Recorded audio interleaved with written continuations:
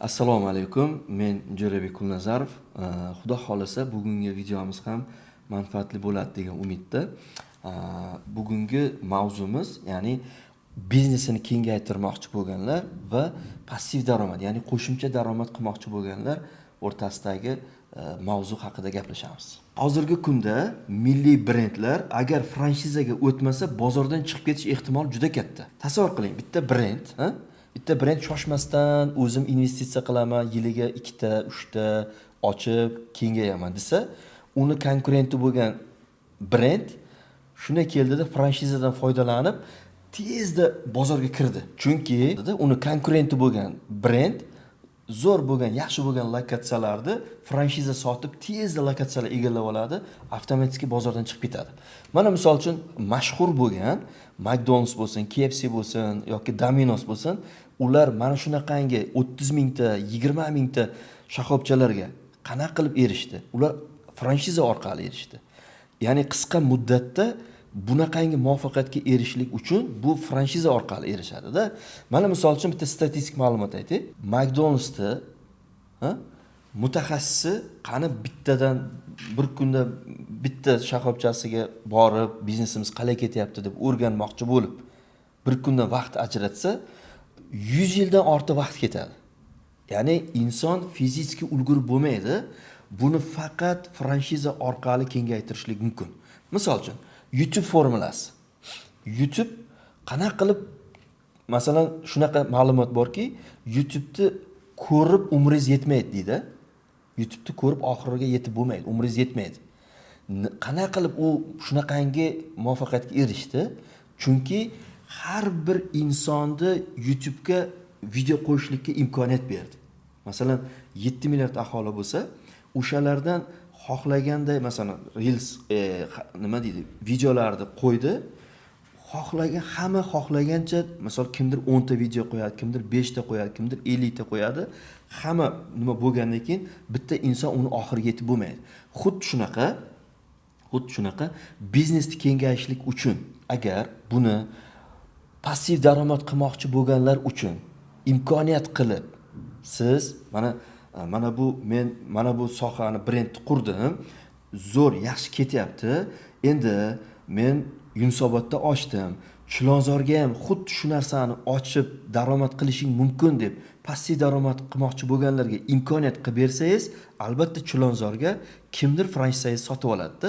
U uchun qo'shimcha daromad qiladi, siz esa biznesingizni kengaytirasiz. Shuni hisobiga bu biznes o'xshaydi, ya'ni yurib ketish ehtimoli juda katta. Endi hozirgi kunda agar milliy brendlar hozirgi kunda tezda franshizaga o'tib, kompaniyasini tezda rivojlantirmasa, bozordan chiqib ketish ehtimoli juda katta. Bunga tarix guvoh bunga. Mana shuncha, misol uchun boya aytdikki, tarix nima uchun o'rganiladi? Mana bu xatoni qilmaslik uchun yoki mana shu qo'lingizda turgan muvaffaqiyatni tezroq erishishlik uchun tarixni o'rganadi odam. Mana misol uchun 2011-12-yillarda Malayziyada shunaqangi bizneslarni ko'rganman. Mana hozir bizga endi shu sohalar kirib kelyapti. Ya'ni o'sha sohalar rivojlanyapti-da. Men demoqchi bo'lganim, bu bo'yicha hali xudo xolasa ko'plab, ya'ni faktlar bilan zo'r videolar qilamiz. Bitta narsa, biznesini kengaytirmoqchi bo'lganlar tezda franshizaga o'tishlik kerak. Mana bundan bir 3 yilmi, 4 yilmi avval Turkiyada bitta video olgandim. Ya'ni bizning jamoamiz bor edi. Franshiza qurishlik bo'yicha jamoamiz bor edi. Men jamoamizga video tayyorlab yuborardim. Ya'ni yopiq gruppamiz bor edi, liderlarga video tashardim. O'sha videoda aytgan ekanman. Bundan buyog'iga logistika biznes rivojlanadi. Chunki mana misol uchun bunga bitta misol bor. Mana deylik, avval qanaqa bo'lgan, yuk tashiydigan ham, odam tashiydigan ham transport bitta bo'lgan. Mana arava, otliq deylik. Aravada nima bo'lgan? Ham odam ham tashigan, ham yuk tashigan. Hozirgi kunda ular ajraldimi? Yuk tashiydigan mashina alohidami? Labo bor, to'g'rimi? Ya'ni bir qancha yuk tashiydigan mashina bor, odam tashiydigan transport, ya'ni mashinalar bor. Ikkiga ajraldimi? Xuddi shunaqa, masalan uchun mahsulotni yetkazib beruvchi transport boshqa bo'ladi, inson tashiydigan transport boshqa bo'ladi.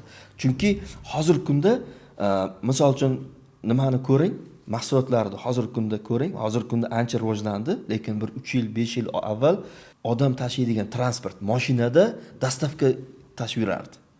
Hozirgi kunda ajralyaptimi? Misol uchun alohida moped, alohida bo'lyaptimi? Chunki alohida liniya, mana chet elda ko'rsangiz, misol uchun trotuarni ko'rsangiz, odam yurish uchun alohida yo'l, velik uchun alohida qilarmidi? Xuddi shunaqa odam yuradigan mashina yo'llar boshqa va mopedlar yuradigan boshqa bo'ldimi? Xuddi shunaqa nima deydi? Mahsulotni yetkazib beradigan transport ham ikkiga ajraladi.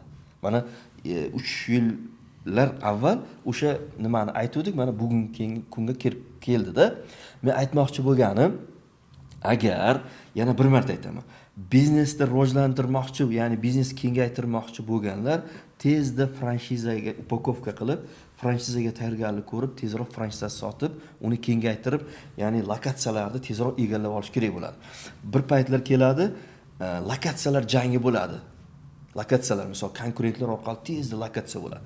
Keyin ta'mlar jangi boshlanadi. Masalan, yonma-yon, misol uchun deylik, ikkita brend yonma-yon. KFC turibdi, McDonald's turibdi, misol uchun. Ikkalasini ta'mlar bo'yicha o'sha auditoriya aniqlanadi, ajraladi. Hali u etapga kelmadik-da. Kengaytirmoqchi bo'lganlar tezroq fransiyaga o'tish kerak. Passiv daromad qilmoqchi bo'lganlar muvaffaqiyatga erishgan tayyor biznesdan sotib olib, uni fransiyasidan foydalanib, qo'shimcha daromad qilish kerak bo'ladi.